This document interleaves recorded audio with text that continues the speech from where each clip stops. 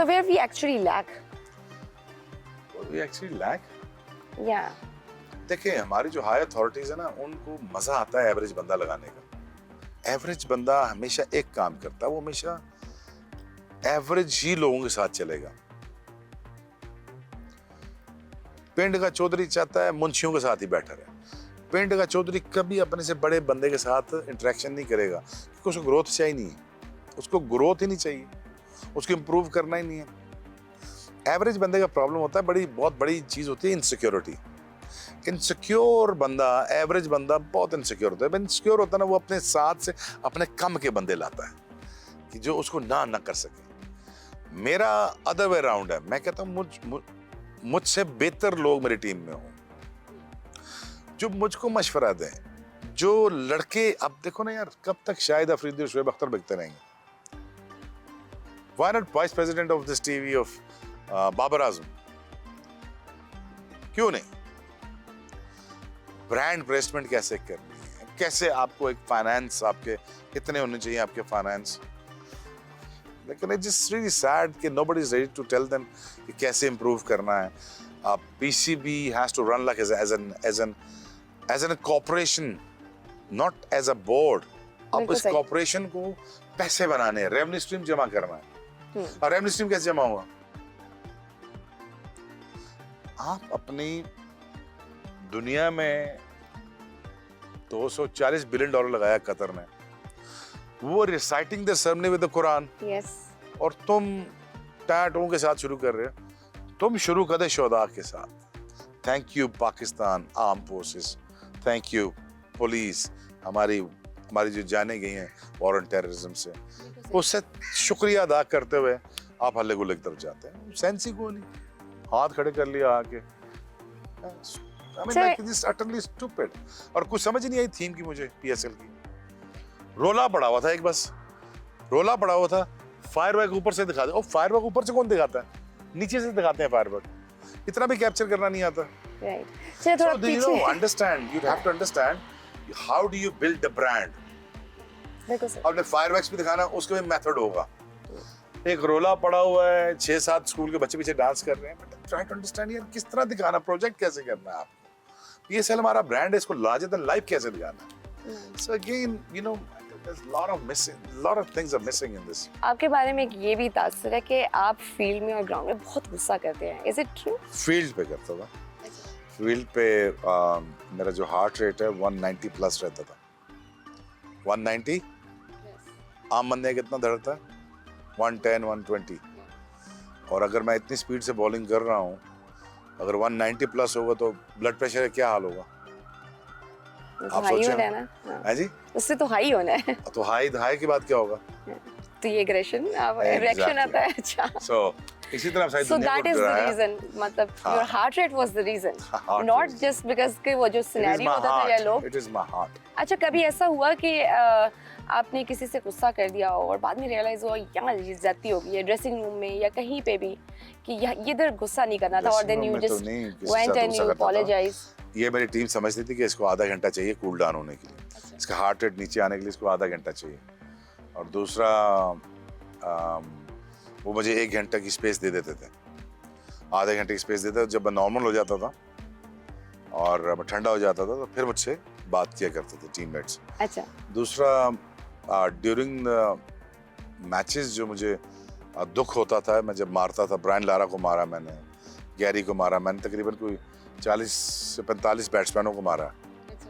तो मुझे उसका बड़ा दुख होता था। जब मैं उनको मार रहा होता तब दुख नहीं होता था, जब मार चुकता था, वो जब तकलीफ में होते थे तो बहुत दुख होता था।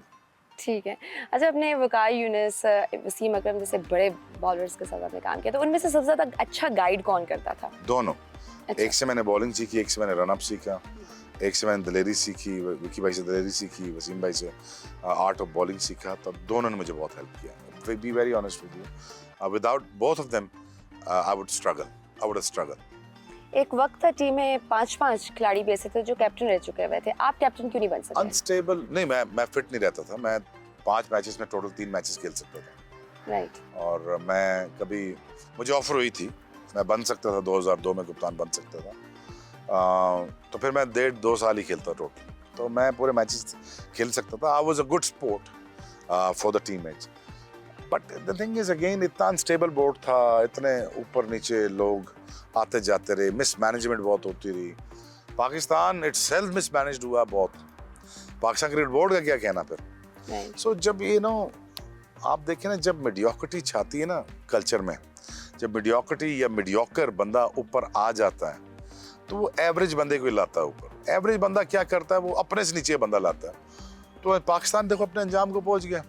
और लाते जाओ मीडियोक्रिटी इस कल्चर में फैलाते जाओ और एवरेज बंदा लाते जाओ, तो हाल आपके सामने, हालात आपके सामने। कोई चीज़ आपसे मैनेज हो रही है आज पाकिस्तान में? कोई चीज़ आपसे मैनेज हो रही है आज तक? कुछ भी मैनेज नहीं हो पा रहा आपसे। So Pakistan itself can produce many other things, लेकिन हम हाथ खड़े कर टैलेंट की कोई कमी नहीं है, बट कौन सा टैलेंट है? किधर है टैलेंट? कौन सा टैलेंट? टैलेंट होता है 100 मील का बॉलर आने जाता। देखिए 140 4 ओवरों में हर बंदा बॉलिंग कर सकता। मुझसे करा लें आज 4 ओवरों में 140, लेकिन 400 ओवर कौन करेगा सीजन के?